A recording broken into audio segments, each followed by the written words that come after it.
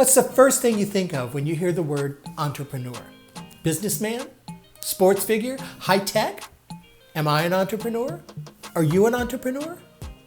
Studies show that an entrepreneur can make an average of twice as much over a career as can an employee. I think it behooves us to know what that term means and how we can apply it to our creative businesses. Hi, I'm John, and this is Bogdan. Join us on our journey as we figure out how to earn a living as artists, introduce you to those we meet, and share what we learn along the way. Patrick Bet-David said in one of his YouTube videos, "No one becomes an entrepreneur to make money. They do it for a lifestyle." I was blown away when I heard that, not because it was so profound, but because I had never really thought about it in those terms before. That's exactly what I'm trying to do with my career as an artist. Money has to be there to pay the bills, but I'm an artist because of the lifestyle. So I'm sold. I want to be an entrepreneur. So how do I do it? And how do I avoid failure? How do I achieve the lifestyle that I'm so interested in enjoying? So today, we're going to explore what it means to be an entrepreneur. What do I have to do to get there? If you enjoy today's video, please give it a like or subscribe. It's a great help to my channel if you do. Luckily, there's no degree needed to become an entrepreneur. And as far as finding a vaccine against failure, that's simply not going to happen. Being an entrepreneur can free you to be more creative, to avoid a boss, to make and keep more money. But it also means you have to assume a great deal more risk. In fact, you might need to learn how to be a little more comfortable out on a limb. Failures are inevitable. And if that surprises you at all, then you need to spend a little more time researching whether or not entrepreneurship is for you. Being an entrepreneur isn't for everyone. Because you're calling all the shots and you're keeping all the cash, that means you're taking on all the risk in your small business as well. The trick is to change your mindset to one that can accept failure as part of the process. Every scientific breakthrough is achieved by failing innumerable times until a theory is refined and accepted. Each one of those failures helps to build the ultimate success, and therefore they're essential. A successful entrepreneur must figure out a way to manage risk, not avoid it. So get out there and make some spectacular mistakes. You'll be glad you did. Entrepreneurs think differently. I've seen a number of studies that make me question that statement because it doesn't seem to be much evidence that you're born an entrepreneur. Anyone can do it. There are obviously types and levels of entrepreneurship, though. Some want to create businesses that they can scale into larger concerns and generate money quickly. Most creatives are not going to fall into that category. Some entrepreneurs are in large companies. And again, most of us are trying to escape the corporate world to make art. So I believe the majority of freelance creatives open their businesses to survive, to pay the bills. Others may be trying to apply some social entrepreneurial component, but by and large, most of us are entrepreneurs so that we can work for ourselves, doing what we love. So let's just concern our discussions around that type of entrepreneur, the small businessman or woman who simply wants to build a sustainable income to support themselves off the sale of their art, perhaps with some social responsibility involved. Do yourself a favor. Leave all the other conversations aside and focus only on that goal or vision. And that way you can leave all that noise behind and start to use your mistakes and failures to work toward that goal alone. Not some notion of becoming an art-selling corporate giant. Am I suggesting that you don't aim high? Not in the least. But there's so much out there, so much written and so much advising to say that an entrepreneur should be building a self-sustaining business that the founder can walk away from or bequeath to their heirs. Our businesses revolve around us and our talent and our work. That's not something you can scale or sell off. No one will be able to do my work, and no one but you can produce your work. I can't think of any more noble career goal or any aim that's higher than becoming the best at what you do. I was quite the Renaissance man in college, and even in my 20s, I knew that there could be no enjoyment in life without giving vigorous attention to the arts. Not, I'm going to a gala dinner to support the symphony sort of attention, but something more authentic, more personal. I was enrolled in creative writing courses, and I was seeing all the plays and attending all the operas, and I was painting and sculpting at home between classes. Of course, I was quickly informed that I couldn't make a living with art.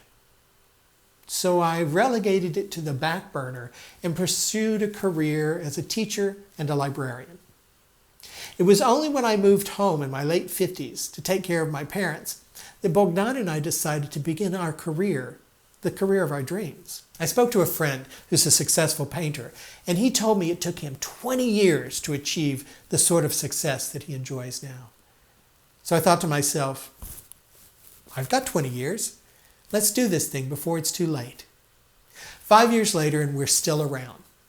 Statistics show that more than half of small businesses don't survive the first 5 years, not to mention a pandemic. And if my friend's calculations are correct, that leaves me only 15 years until I'm an established and successful artist. Bogdan and I have taken over my parents' house, and we're using it as our operations center. We still have studios in Houston, but this place was just sitting empty while we're sorting out Mom and Dad's estate. So we've split the living room into a painting studio and an editing studio. One bedroom is for framing and processing art, and the other is now a video stage for filming. We'd never do any of this on our own, but having a lovely home just sitting empty across the street was just too tasty to pass up. Let's say I've come to terms with the level of risk I can manage, and I'm focused on only worrying about creating an artistic small business that will pay my bills and let me do the work that I enjoy. I've written good, solid goals which stem from a clear vision statement. So what happens next? How do I start this snowball of failures and successes to start rolling down the hill? Well, once you've set up your business legally, and yes, you need to do this legally. You need to pay your taxes and all of that. I set up my own LLC myself, though it might have been easier to pay someone to do it for me. I found out in year 2 that I had never actually obtained a business license. I wrote to the state and I asked them how I was supposed to pay my sales taxes. And the lady was kind enough not to imprison me. And she got me legal. She said, "You only get off the hook like this once." That's when I hired an accountant. It's the best money I've ever spent. Once you're all legal and you have inventory to sell, you can start networking, promoting your work on social media, putting your work out for sale on online platforms, and of course, make all of your friends and relatives buy your work. If you're looking for commercial clients, start networking. Let people know that you're in business. Show up for everything. And don't let any opportunity to show your work pass you by. I've had my paintings up in coffee shops and exhibitions, art tent shows, and charity auctions. Remember that you're an artist to be seen. You're a singer to be heard. You're a graphic designer to be contracted. Get your work and your face known. That takes time. And you're going to meet horrible people who take advantage of you. But that's all part of that risk and failure ratio that will lead you to better things. We've now reached a point that we turn away quite a lot of video business just because there's not a good fit between us and the customer. We didn't refuse any work when we first started out 5 years ago. Ultimately, you'll need a good presence on social media, a website, various ways to sell your work online, a resume of work, awards, shows, and publications, and a solid following of loyal collectors. That won't all come at the beginning, so don't freak out. You're in this for the long haul, but keep your goals in front of you while continuously forgiving yourself for any shortcomings, mistakes, or knowledge gaps along the way.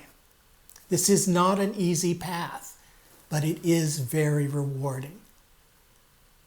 Wish I could be more specific, but it just doesn't work that way. This month, we're giving away a free copy of the budget spreadsheet template I use in my business to track sales, expenses, budgets, and projects. I hope it will be of use. I've come to depend upon it daily. Just click on the link below or go to my website and click on the tab called Giveaway. Just leave me your email address and I'll send you a copy of the file right away. Don't forget, if you're working as a creative entrepreneur, you're already a huge inspiration to others.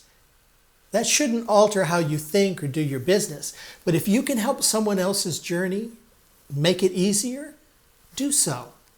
As artists, we know that our competitors aren't really competitors. No one else can do your work. And being copied just means it's time to do something else.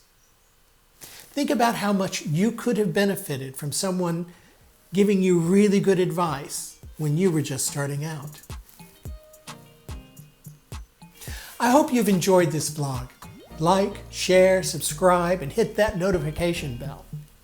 I'll see you next week when we're going to be talking about the benefits of seeing a big picture in your small business. So have a great week. Bye.